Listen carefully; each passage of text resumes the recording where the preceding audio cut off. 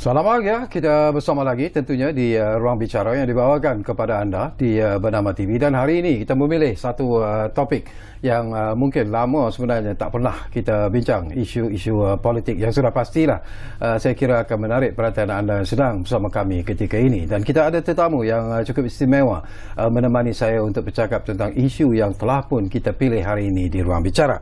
Baiklah, isu yang menjadi pilihan kita ialah PAS berakidah bukan berideologi. Ini saya kira tentunya amat menarik, dan tentunya ianya menjadi lebih menarik kerana kita ada tetamu yang juga cukup istimewa yang menemani saya di studio Ruang Bicara ini. Selamat datang semula kepada Yang Berhormat Senator Haji Khairul Nizam Kirudin yang merupakan Ketua Penerangan PAS. Jadi YB, apa khabar? Alhamdulillah, Mas Syakari, sihat. Alhamdulillah. Sihat ya. Lama juga kita tak bersama sebenarnya. Ya, lama tidak bersama bang. Tadi kerana kesibukan muktamar dan sebagainya. Betul. Alhamdulillah, insyaAllah. Alhamdulillah. Baik, kepada anda yang sedang bersama kami ketika ini, kami juga sebenarnya ingin mendengar pandangan dan juga pendapat anda ataupun komen berkaitan dengan isu yang kita pilih hari ini. Jadi seperti biasalah, kami menyediakan dua talian kepada anda di 03-2697-9767 dan juga 03-2697-9768. Baik, barangkali menarik apa ni YB. Saya pun tadi susah nak sebut ni, PAS berakidah bukan berideologi. Apa yang YB faham sebenarnya daripada topik yang dipilih oleh penerbit kita, saudara Suhaibi? Baik. Terima kasih pertamanya kepada Bernama kerana kita dapat bersama-sama lagi pada malam ini. Dan tajuk ini agak berat, tapi insyaAllah kita akan cuba ringankan dengan cara perbincangan yang lebih tuntas. Dia begini, Mas Syakawi, kita kena kembali kepada dasar PAS. Dasar PAS ialah Al-Quran, As-Sunnah, ijma' para ulama' dan kias dan terang dan nyata. Ini adalah basic principle yang ada pada PAS. Itu maksudnya PAS berakidah. Bukan hanya berteraskan kepada pemikiran manusia semata-mata. Sebab kita tahu comprehensiveness ataupun kesempurnaan sesuatu perkara itu datangnya daripada Allah. Maka PAS mengambil perkara ini sebagai dasar, dan itulah maksudnya berakidahkan perjuangan. Dan bila kita sebut tentang berideologi, apa sebenarnya ideologi PAS? Kalau kita ambil dari sudut pendekatan Islam, maknanya apa ideologi-ideologi yang mengambil kebaikan daripada Islam, situ kita boleh ikut. Tetapi asasnya mesti kepada Islam. Sebab ideologi ini datang daripada pemikiran-pemikiran manusia, dan ada di antara perkara itu yang diambil, dicedok daripada ramuan dan rencah Islam. Jadi perkara itulah yang kita boleh bersama. Ada pun perkara yang melibatkan keluar daripada batas agama, ditolak. Di sinilah datangnya persoalan tentang batas-batas iman dan kufur, yang kita bercerita tentang pentingnya umat Islam memahami apa batasan iman dan juga kufur. Tak boleh kita nak cerita tentang hukum hudud itu satu benda yang zalim, sedangkan hukum hudud itu datangnya daripada Allah. Jadi perkara ini yang perlu kita berikan literasi pendidikan kepada rakyat, khususnya anak muda. Saya dapat penjelasan yang menarik daripada YB sebenarnya bila kita bercakap tentang ideologi PAS itu sendiri.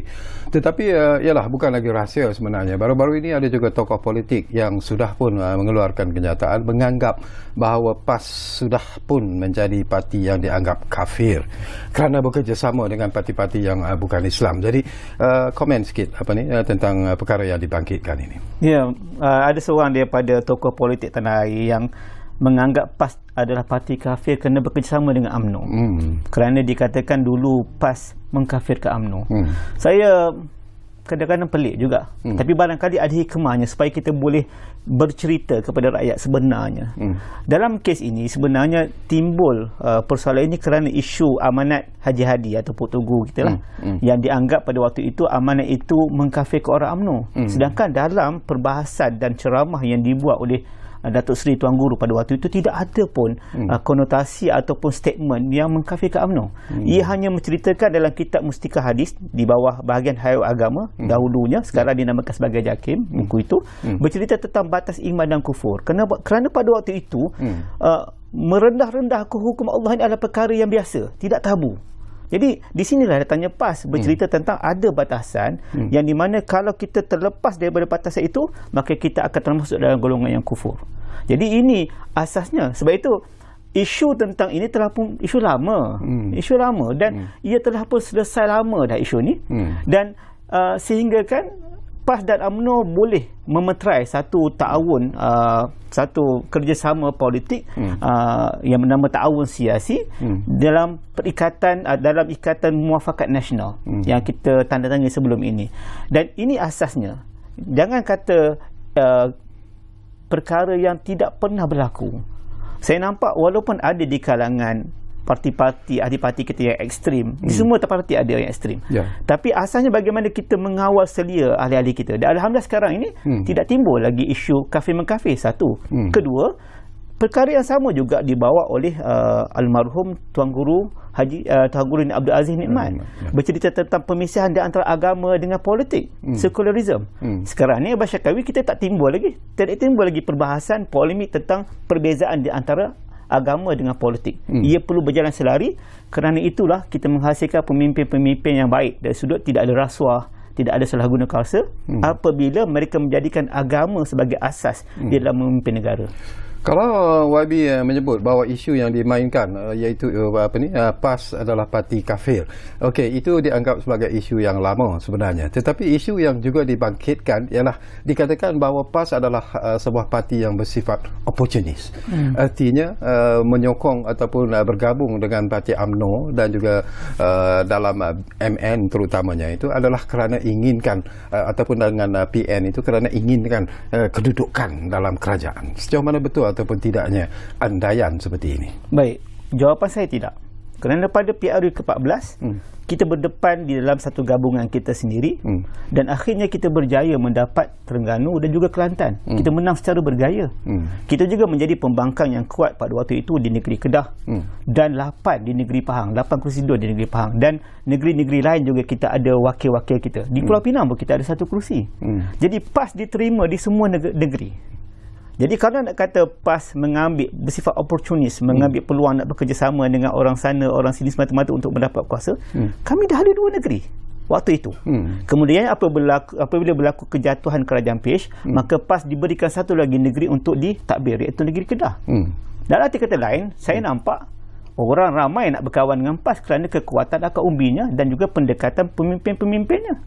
Yang berlaku di Kelantan, yang berlaku di Terengganu, yang berlaku di Kedah, alhamdulillah performance kerajaan negeri yang kami perintah baik.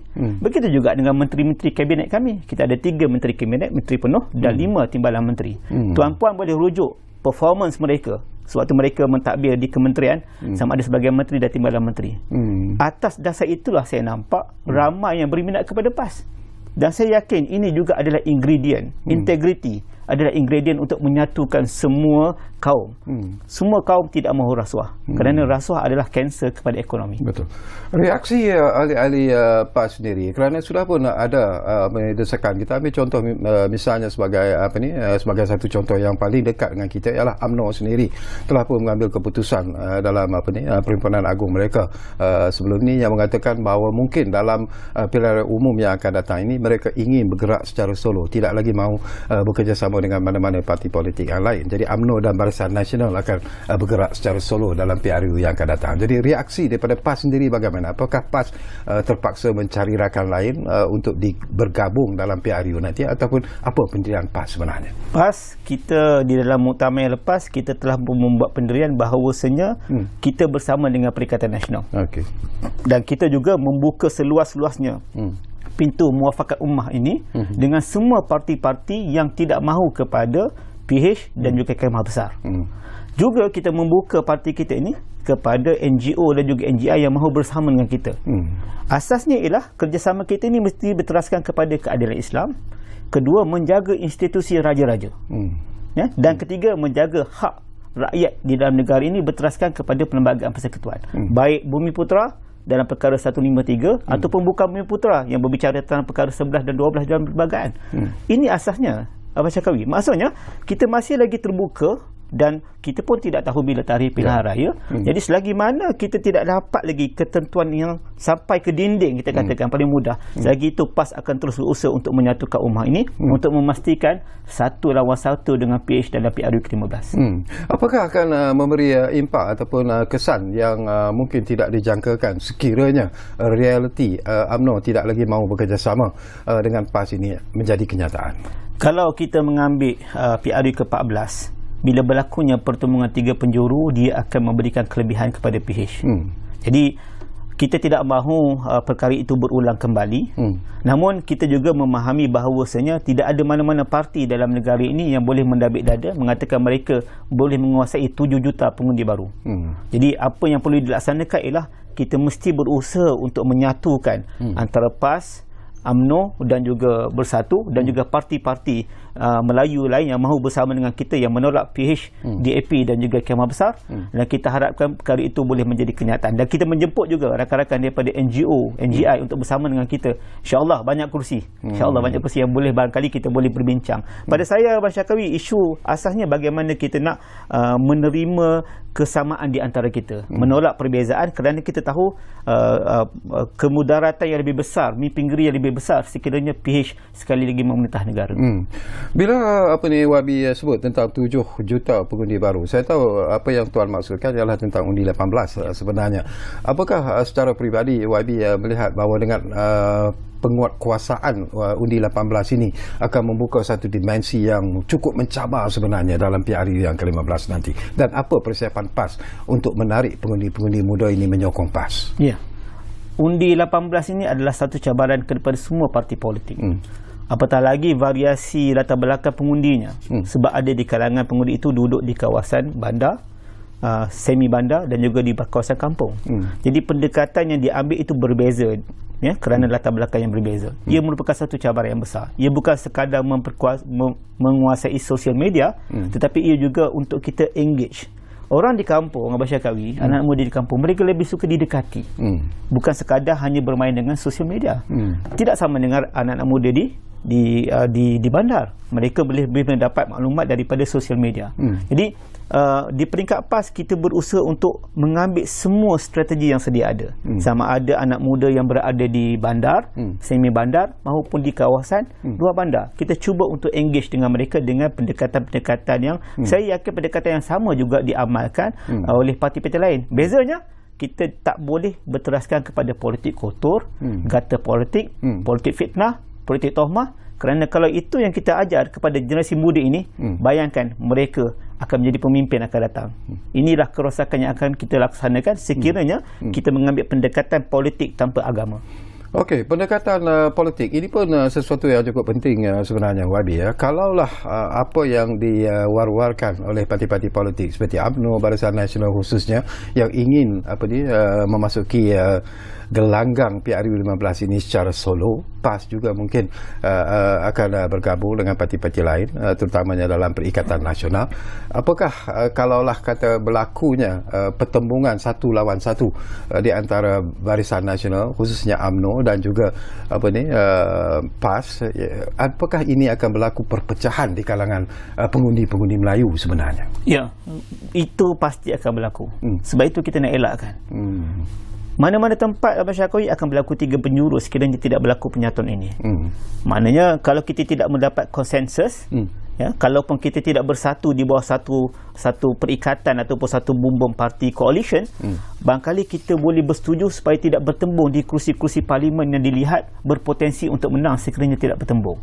Jadi ini yang penganalisa politik mengatakan ada 27, ada yang mengatakan 31 kursi yang mempunyai kepentingan bersama. Sekiranya bertembung 3 penjuru, PH akan menang. Tapi sekiranya berlaku 2 penjuru, maknanya ada konsensus di antara PN dan juga BN supaya kita tidak bertanding, bertembung sesama kita di kursi-kursi ini, insya-Allah 31 ini akan menjadi milik BN dan juga PN. Jadi ini yang kita nak usahakan, dan pada saya kalau kita tidak usahakan, statement daripada Abang Syarkawi itu betul, akan berlaku perpecahan undi dan pastinya PH akan mendapat kelebihan.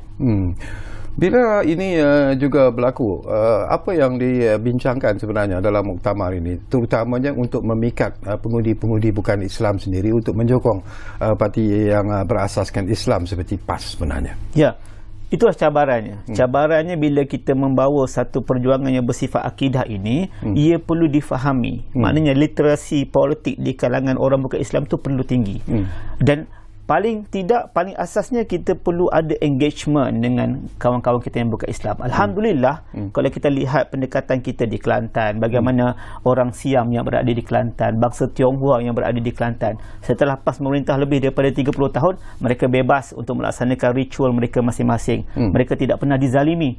Begitu juga dengan rakan-rakan kita yang berada di bukan Islam yang berada di Terengganu. Alhamdulillah. Dan kalau kita nak tengok mini Malaysia yang berada di Kedah kerana peratusan jumlahnya, alhamdulillah kita lihat bagaimana pentadbiran kerajaan PN di Kedah, kita memberikan keadilan kepada semua. Keadilan itu dalam arti kata meletakkan sesuatu itu di tempatnya. Jadi itu satu, masyarakat. Kedua, kita juga melihat kepada macam saya kata tadi tentang pendekatan pimpinan-pimpinan PAS yang menjadi menteri besar, yang menjadi menteri kabinet, timbalan menteri, yang mereka menggunakan segala tanggungjawab kuasa yang ada pada mereka untuk serve kepada rakyat, tak kira dia tu Cina ke, India ke, ataupun bangsa-bangsa lain. Dan ini sebenarnya di antara cara untuk kita memikat hati kawan-kawan kita bukan Islam.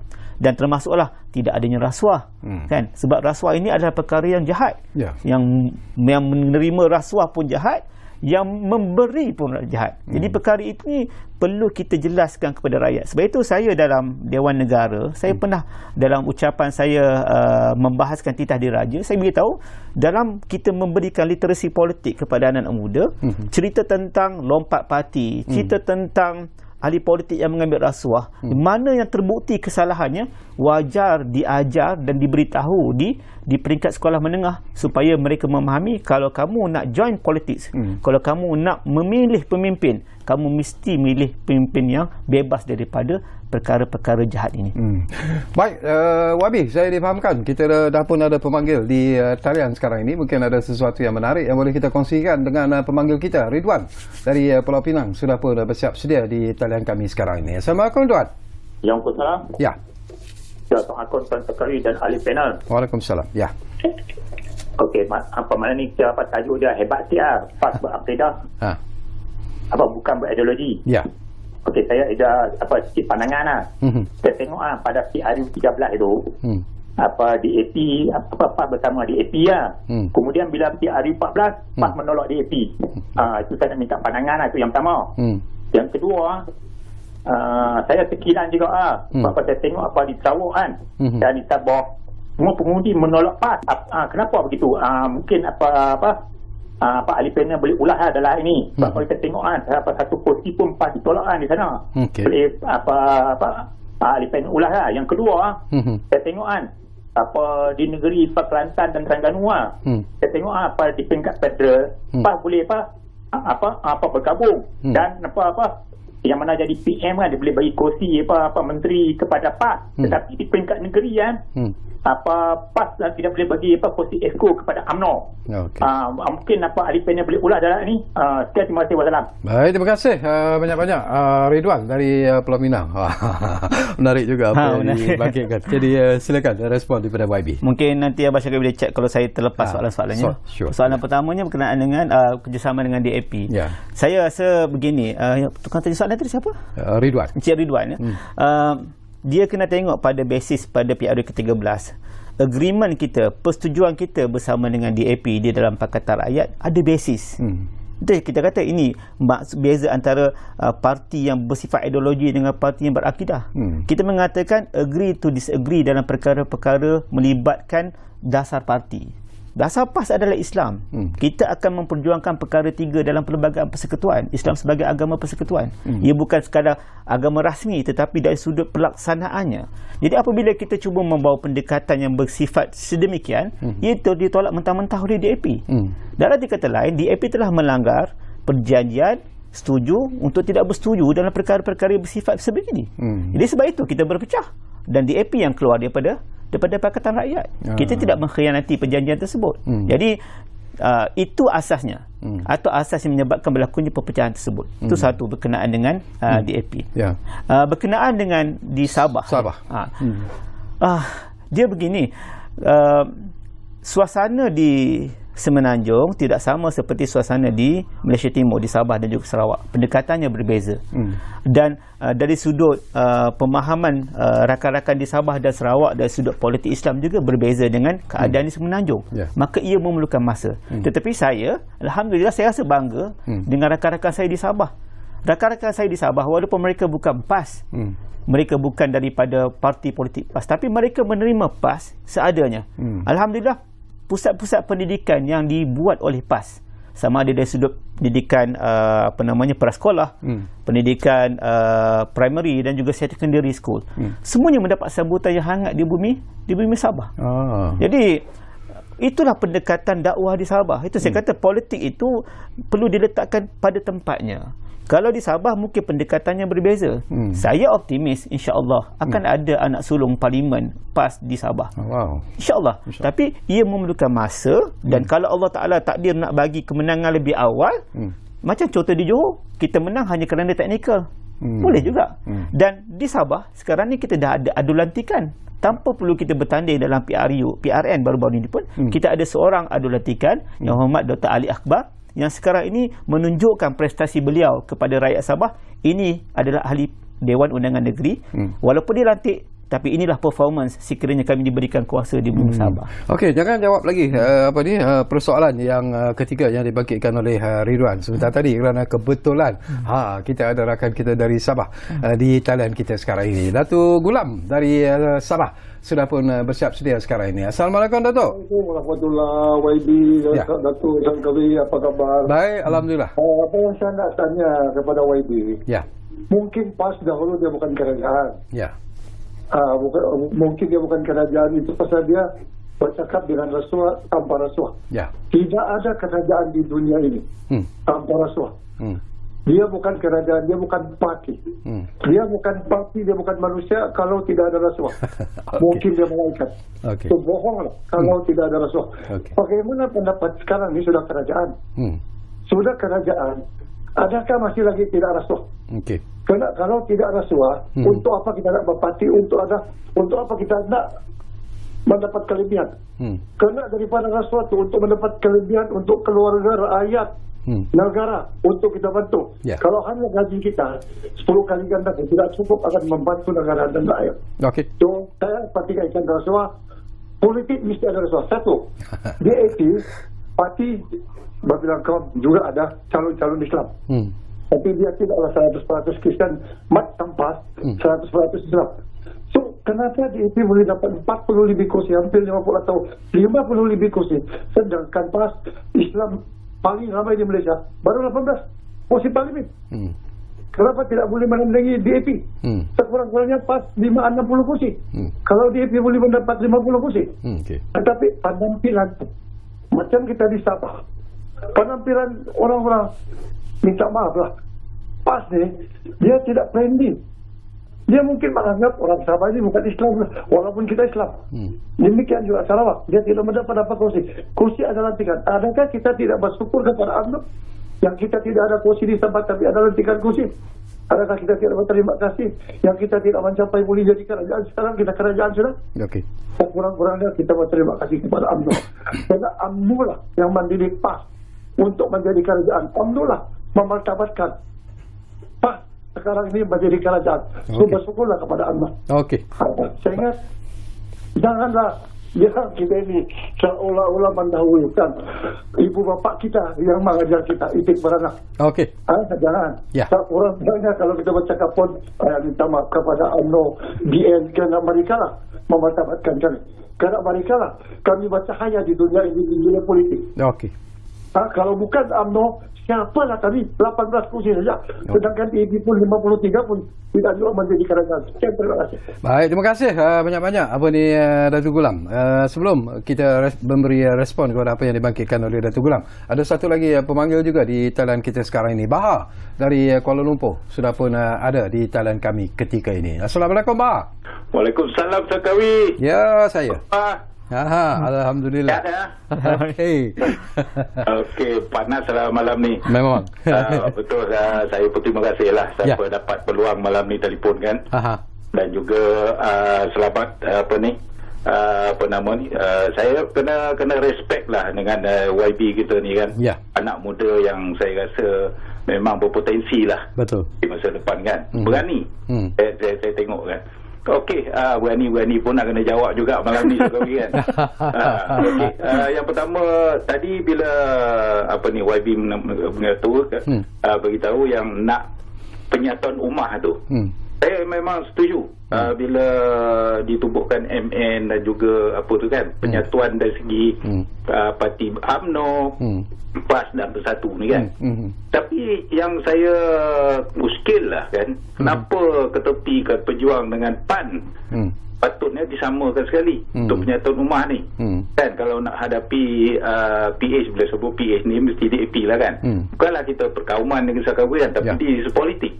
Tapi jadi saya nak tanya dengan YB apa yang menyebabkan ataupun fatwa ke atau petua kenapa penyatuan ni tak boleh nak diterima. Kita tahu ni semua nak survival politik aja. Tapi apa yang petua yang mungkin YB boleh cakap lah ni. Yang keduanya Sakawi kan, berkenaan dengan yang tadi bila YB kata ada 7 juta pengundi baru ni kan. Apabila PRN Johor dan Melaka telah berlaku, adakah kalau PAS nak pergi Solo kan, boleh ke Grab ni yang 7 juta pengundi baru ni. Itu saja Sakawi, saya rasa lah. Baik. Terima kasih. Assalamualaikum. Waalaikumsalam. Terima kasih banyak-banyak.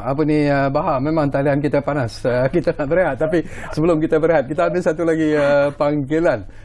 Saya dah lupa nama tadi penerbit sebut, tapi Ramza daripada Kelantan ada di talian kita sekarang ni. Assalamualaikum Ramza. Assalamualaikum. Ya. Ramza Kelantan. Ya, silakan Ramza. Yang Datuk Senator, saya ingin berkongsi tentang Pakatan antara PAS UMNO Bersatu. Saya berharap bahawa PAS UMNO Bersatu akan terus bergabung kerana bergabung PAS UMNO Bersatu banyak kebaikan berkeburukan. Sebab ayat Al-Quran, saya kias dari ayat Al-Quran. Surah Al-Baqarah 219. Dia tahu Al-Baqarah 219. Baik. Senator setuju. Untuk seterusnya, yas'alunaka an yaqamul yawma'idin qul fihima ismuka mana su'alillah wa ismuha aqwa min nafihuma. Dari segi pengalaman Arab diri itu, Allah Maha banyak keburukan berkebaikan. Naik kiasan ini boleh faham. Dari segi pengalaman Arab daripada ayat 219 itu banyak keburukan berkebaikan. Jadi saya kiaskan bahawa Pakatan antara PAS UMNO Bersatu mesti terus menyusulkan ini sebab banyak kebaikan keburukan berdepan. Baik. Banyak kebaikan keburukan Pakatan antara PAS UMNO Bersatu. PAS UMNO menyusulkan bersatu berdepan. Boleh faham. Okey. Terima kasih. Baik, terima kasih Ramza dari Kelantan. Itu pun persoalan yang panas dan menarik juga sebenarnya. Tak apa, YB, take your time, fikir-fikirkan jawapan kepada persoalan-persoalan yang dibangkitkan oleh pemanggil-pemanggil kita setakat ini. Tapi kita berehat dulu buat seketika. Kembali semula sepantas-pantasnya Ruang Bicara Bernama TV sebentar saja lagi. Jumpa lagi.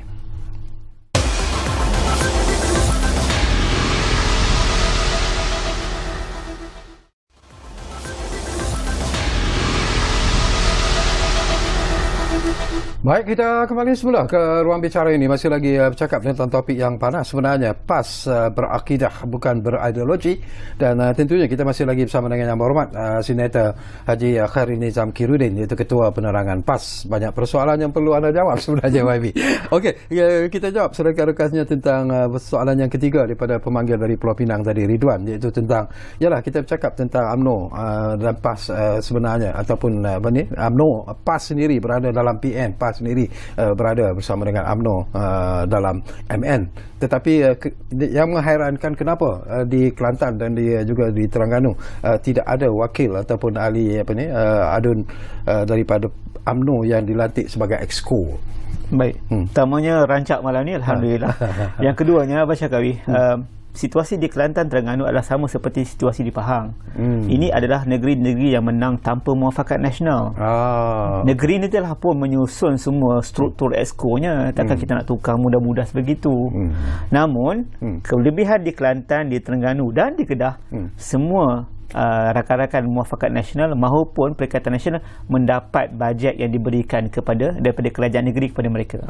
Itu tidak pernah kita nak tirikan, walaupun di sana ada rakan-rakan kita yang di tempat kami di Pahang sekarang ni kita dah tak dapat peruntukan daripada kerajaan negeri. Jadi kita masih lagi mengekalkan peruntukan tersebut di Kelantan, Kedah dan juga Terengganu, alhamdulillah.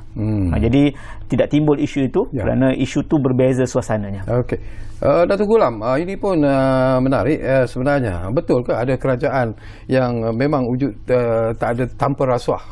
Ataupun setiap kali kerajaan wujud dia mesti melibatkan rasuah?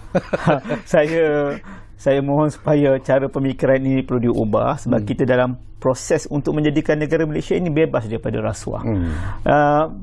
Kalau kita kata setiap kerajaan itu wajib ada rasuah, ini memang pemikiran yang terkebelakang. Ya? Dalam keadaan untuk pergi kepada negara maju, negara mesti bebas daripada rasuah. Dan kita mengambil rasuah ini definisinya daripada SPRM lah, Syarkawi. Kita tak boleh nak menghukum sebenar itu. Jadi dalam kes SPRM, tidak ada kes-kes yang terkena kepada kerajaan Kelantan walaupun kita telah memimpin lebih daripada 30 tahun. Dan arti kata lain, tak ada rasuah lah di Kelantan. Begitu juga dengan Terengganu yang sekarang ini kita dah memimpin dekat 5 tahun. Dan kita mendapat sabar tahun duit royalti lebih daripada 1 bilion. Tidak timbul isu rasuah di negeri Terengganu di bawah kerajaan pimpinan PAS. Begitu juga di Kedah dengan pelaburan yang banyak, yang tertinggi, negeri yang mendapat pelaburan tertinggi di kalangan negeri-negeri lain dalam negara ini, tidak ada timbul isu rasuah. Jadi asas kepada maklum balas daripada SPRM itu memberitahu kerajaan PAS dan menteri-menteri kabinet PAS termasuk timbalan-timbalan menterinya di 3 dan juga 5 menteri timbalan menteri tidak ada terkait dengan kes rasuah.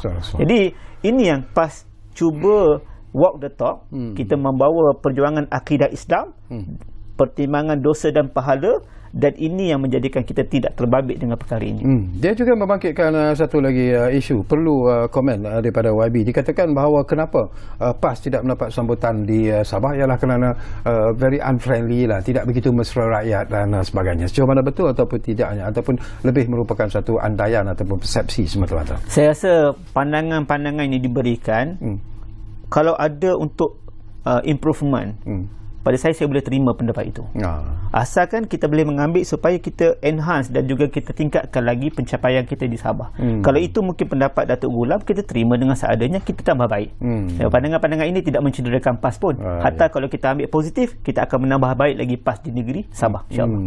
Okey, Bahar dari Kuala Lumpur tadi, ini pun sesuatu yang menarik lah. Dia bercakap tentang penyatuan parti-parti. Dia masih mahu melihat supaya PAS, UMNO dan parti-parti Islam yang lain juga dapat bersatu, termasuklah Pejuang dan sebagainya, kerana dia percaya kepada kekuatan penyatuan ummah itu merupakan aspek yang cukup penting sebenarnya.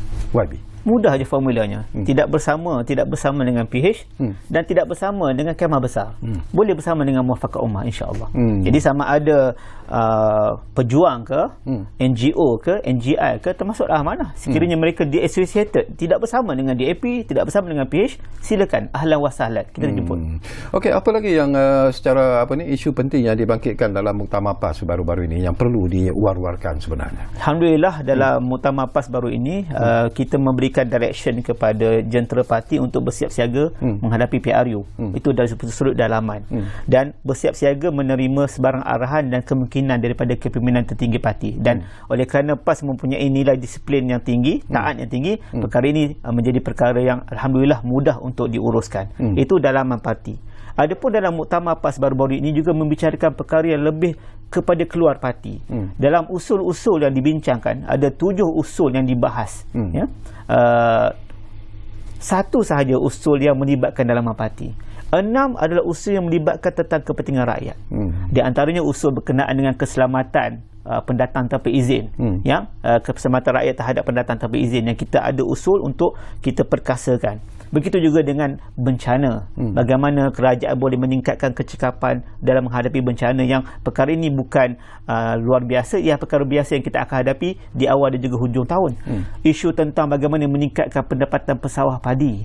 Ini di antara isu-isu yang kita bawa, isu rakyat. Jadi saya berasa bangga dengan kematangan perwakilan PAS kerana mereka boleh berbahas umpama mereka di parlimen. Perbahasan mereka berkait dengan rakyat, bagaimana improvement strategies, cadangan, polisi yang kita boleh angkat kepada kerajaan melalui menteri-menteri dan timbalan-timbalan menteri kita untuk menambah baik sistem kerajaan kepada rakyat.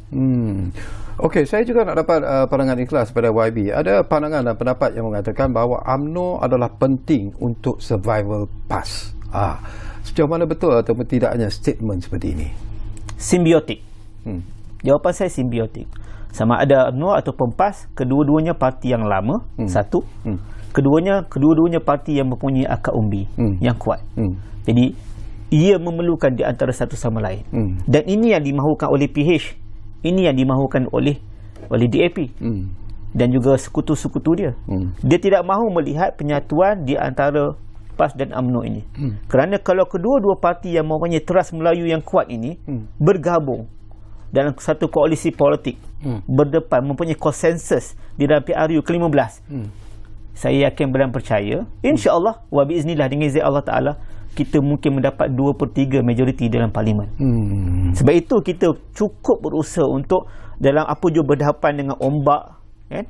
Berdepan dengan badai, berdepan dengan kritikan sama daripada pemimpin-pemimpin UMNO sendiri, PAS mengambil pendekatan, kita kena sabar dan mesti terus usaha murni menyatukan ummah ini supaya sekurang-kurangnya 31 kerusi yang ada keperluan untuk kita tidak bertembung sesama sendiri, kita jangan bertembung dan kita ada persetujuan politik terhadap kursi-kursi tersebut. Bila YB cakap tentang persetujuan politik, sesuatu yang penting dan menarik untuk kita bincang di sini adalah tentang reaksi daripada UMNO sendiri, terutamanya melalui perhimpunan agung mereka, perhimpunan agung khas dan sebagainya. Ada desakan secara majoriti yang mengatakan bahawa cukuplah, mereka tak nak lagi bekerjasama dengan PAS, mereka ingin bergerak secara solo dalam PRU yang akan datang ini. Apakah ini menggambarkan bahawa UMNO sebenarnya begitu yakin bahawa mereka boleh mendapat sokongan daripada pengundi-pengundi Melayu khususnya dalam PRU yang akan datang? Dan apakah ini akan melemahkan PAS sebenarnya? Pemimpin perlu mendidik pengikut. Itu jawapan saya. Ya, benar kita perlu mendengar suara daripada bawahan, tetapi pemimpin yang lebih tahu suasana politik semasa dengan maklumat-maklumat yang lebih tepat. Dan maklumat lebih tepat menunjukkan bahawasanya kalau berlakunya pertemuan tiga penjuru, dia akan merugikan orang Melayu khususnya yang menjadi makhluk penduduk peribumi di dalam negara ini. Jadi sama ada suara itu bermula di mana-mana, suara itu bergema di mana-mana peringkat pun dalam UMNO, pada saya di peringkat PAS, perkara yang kita bawa ialah pemimpin mesti mendidik rakyatnya, mendidik anak buahnya. Sebab kita tahu dalam kajian-kajian politik di mana-mana, sama ada daripada swasta maupun daripada pengkaji-pengkaji politik universiti memberitahu kalau berlakunya tiga penjuru, dia akan memberikan kelebihan kepada PH. Jadi ini yang perlu kita beritahu maklumat ini kepada pengikut kita di bawah.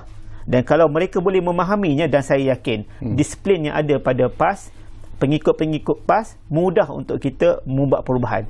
Adapun disiplin di peringkat ahli UMNO, kita serahkan kepada kepimpinan UMNO untuk uruskan. Bagaimana PAS menilai tentang kepimpinan yang berhormat Perdana Menteri kita sekarang ini, Datuk Seri Ismail Sabri Yaakob, secara ikhlasnya?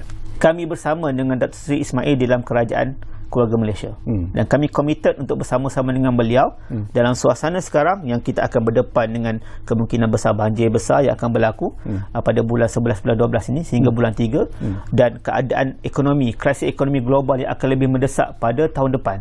Jadi pada kami komited, menteri-menteri kabinet kami, 3 menteri penuh dan 5 menteri dan juga kerajaan-kerajaan negeri, kami committed bersama dengan Datuk Seri Ismail Sabri untuk steering ataupun untuk mengadministrate, membawa mentadbir negara ini ke tempat yang lebih baik, insya-Allah.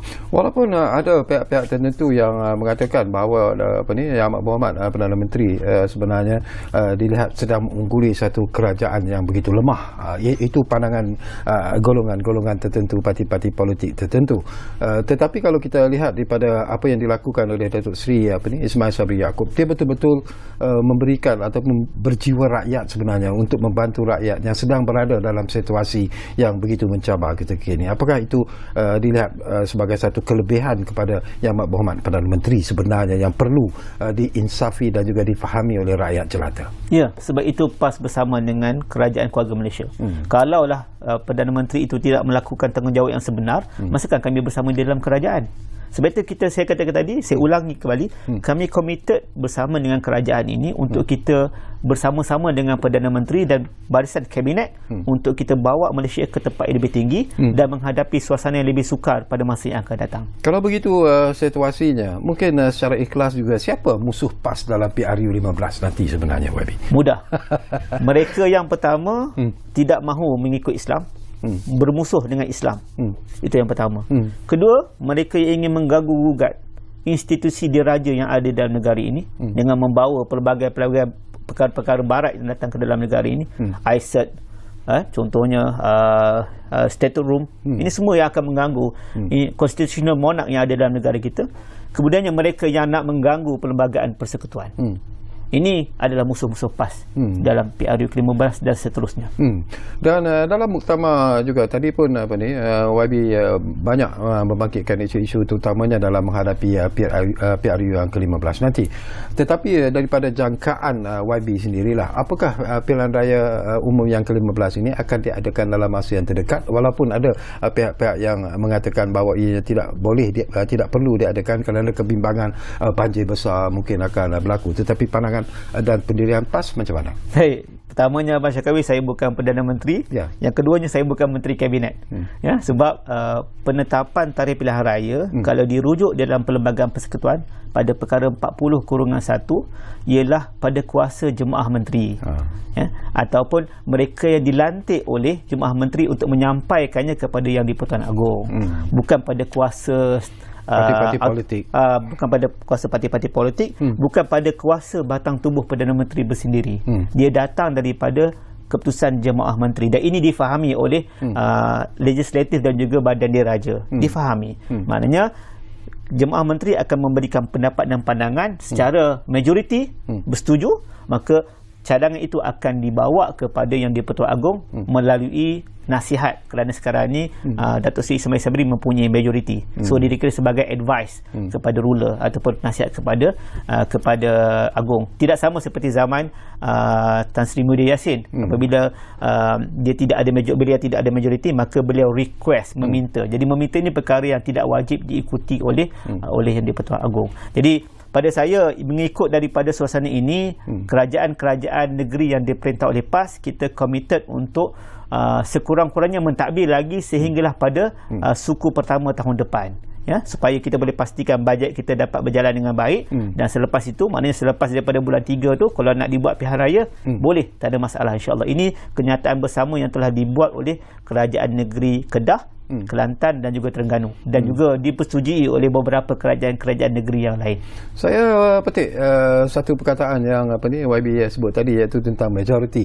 Ini pun satu isu yang penting sebenarnya. Ada yang memberi pandangan dan juga pendapat bahawa kalaupun PRU 15 ini diadakan, tak kiralah secepat mungkin ataupun selepas tahun depan dan sebagainya, dikatakan bahawa tidak akan ada parti-parti politik yang akan mendapat majoriti untuk menjadi pemerintah ataupun menerajui kerajaan. Bererti bahawa mereka perlu juga satu gabungan parti-parti politik dalam usaha untuk mendapat majoriti mentadbir negara. Apakah PAS juga menjangkakan perkara ini akan berlaku sebenarnya? Ya, perkara itu akan berlaku, tetapi kita boleh kurangkan sekiranya kita berlakunya penyatuan ummah. Maknanya pertumbungan satu lawan satu dengan PH. Di sini yang saya katakan tadi, untuk mengelakkan daripada berlakunya ketidakstabilan politik, kita tidak boleh lagi berdepan dengan suasana 3 penjuru. Kita mesti 2 penjuru supaya parti-parti yang berteraskan Melayu Islam ini akan mendapat majoriti lebih besar, maka perbincangan tentang siapakah Perdana Menterinya, siapakah menterinya, itu semua akan ditentukan melalui jumlah kursi dan CV ataupun capability yang ada kepada calon-calon kita. Jadi pada saya polemiknya bukan lagi siapa Perdana Menteri, siapa parti yang akan memerintah, siapa menteri-menteri kabinetnya, siapa timbalan menterinya, itu bukan isunya. Isunya sekarang ni menang dulu. Ini menang pun tidak, dah kita nak bincang perkara yang tak sepatutnya. Begitulah yang saya rasakan, fokus dahulu kepada apa yang ada di depan, iaitu pembahagian kerusi dan juga mengelakkan pertumbungan 3 penjuru di kursi-kursi parlimen. Dengan situasi politik yang sedang berlaku ketika ini, YB, apakah YB melihat bahawa sekiranya konflik politik parti-parti politik Melayu terutamanya terus berlaku dan akan berlaku pula perpecahan daripada gabungan parti politik ini, apakah ianya macam YB sebut tadi akan memberi kelebihan dan kekuatan kepada PH dalam pilihan raya akan datang? Pasti. Sekiranya berlaku pertemuan di antara parti Melayu, PH akan mendapat kuasa, dan ini yang sedang dimainkan oleh mereka. Mereka mahu melaga-lagakan di antara PAS dan juga Bersatu, dilaga-lagakan di antara Bersatu dan juga UMNO. Dan paling sekarang ni yang paling dibuat adalah melaga-lagakan di antara PAS dan juga UMNO. Kerana kedua-dua parti ini adalah parti lama, parti yang mempunyai teras yang kuat, dan mereka sekiranya PAS dan UMNO ini boleh bersetuju dalam beberapa perkara di dalam menghadapi PRU ke-15 ini, ia akan menjadi mimpi ngeri kepada PH dalam PRU ke-15. Dan kalau kita lihat parti dalam PH sendiri, terutamanya parti yang dipimpin oleh Sri Anwar misalnya, mereka juga mendapat kepimpinan yang satu anak muda yang dikatakan begitu agresif, begitu outspoken dan sebagainya. Apakah Datuk melihat bahawa ini juga merupakan satu kelebihan sebenarnya kepada PH? Mereka juga ada di dalam PN dan juga BN. Parti-parti muda, pemimpin muda ini perlu kita ketengahkan, dan kita boleh tunjukkan kredibiliti mereka dalam memimpin negara, pemikiran mereka dan sebagainya dalam ruang-ruang sebegini. Jadi saya tidak nampak kita ada kekurangan kepimpinan leadership sebegitu di dalam PN maupun BN. Apa yang ada pada rakan-rakan di PKR ataupun di PH, itu kekuatan mereka dan kita perlu menghadapinya. Dan kalau kita nak menang, kita perlu juga menyediakan kepimpinan-kepimpinan sedemikian. Saya boleh angkat nama Ketua Pemuda PAS Yang Berhormat Ustaz Ahmad Fali Syari, yang perbahasan beliau di dalam Dewan Parlimen cukup tuntas, cukup komprehensif. Ini contoh cara yang pemimpin-pemimpin muda yang kami kedepankan di dalam PAS.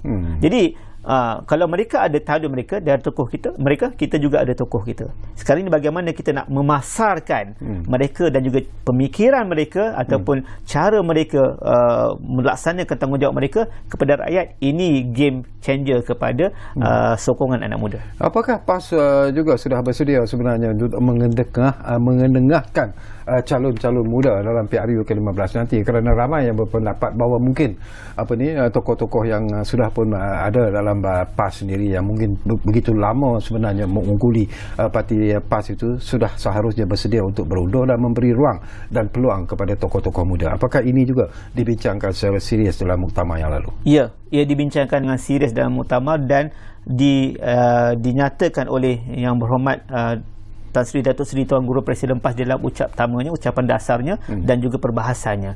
Dan untuk pengetahuan masyarakat, dalam PRU ke-14 jumlah calon muda yang dipertandingkan, yang diketengahkan oleh PAS lebih daripada 40%. Jadi pada kami untuk meletakkan anak muda yang mempunyai capability, yang mempunyai pengalaman di dalam PAS ini perkara yang mudah, insya-Allah.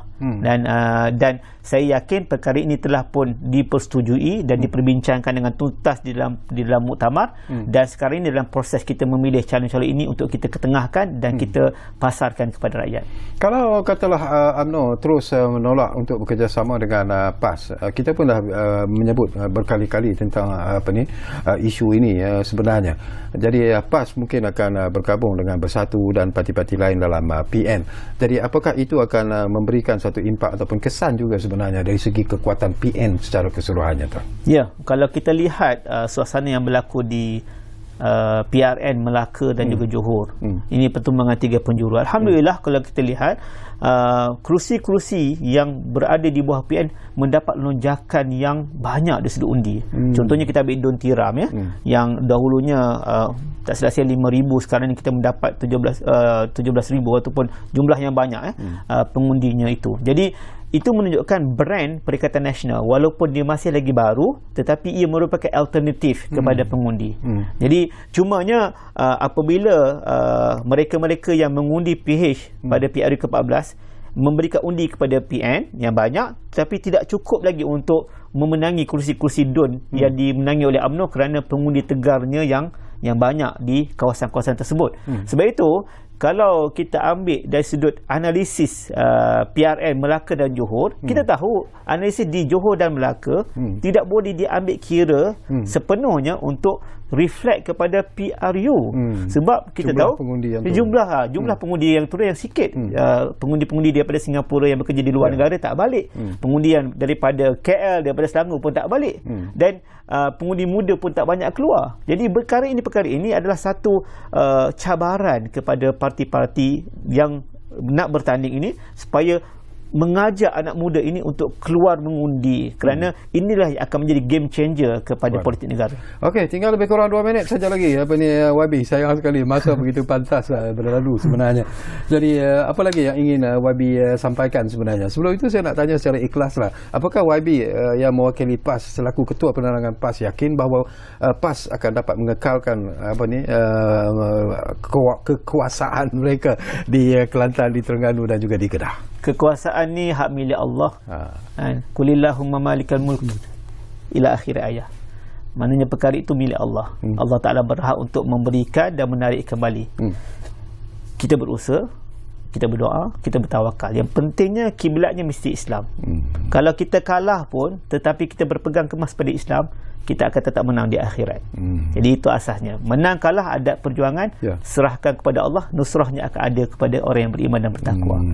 Dan akhirnya saya menyeru kepada PAS, UMNO, Bersatu, Penjuang, parti-parti Melayu kita yang mahukan kepada penyatuan ummah ini, kita mesti berusaha untuk mendapat konsensus supaya tidak berlakunya pertemuan 3 penjuru dalam PRU ke-15.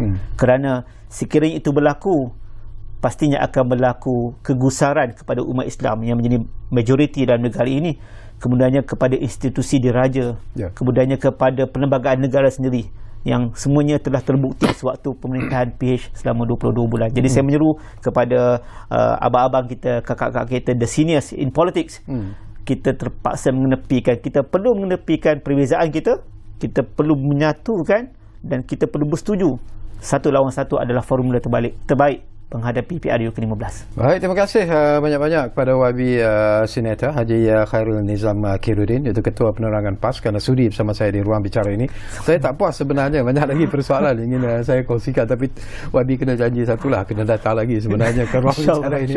Saya cukup selesa sebenarnya sembang-sembang bersama dengan YB, dan saya percaya ramai juga yang berada di luar sana tentunya mendapat banyak maklumat daripada apa yang disebut oleh tetamu kita YB Senator Haji Khairul Nizam Khairuddin. Jadi terpulanglah kepada kita sekarang ini untuk memikirkan apa yang disebut oleh YB secara serius, dan insyaAllah mungkin di masa-masa yang akan datang kita akan bersama lagi dengan YB di program Ruang Bicara ini. Terima kasih kepada anda yang menumpukan perhatian bersama kami di Ruang Bicara ini, terutamanya kepada mereka yang memanggil, memberi pelbagai soalan, pelbagai pandangan dan juga pendapat. Dan seperti biasalah, sebelum berpisah kami menjanjikan sesuatu yang akan kami tepati. Ruang Bicara akan terus berbicara bersama anda dari masa ke semasa. Kita jumpa lagi. Assalamualaikum.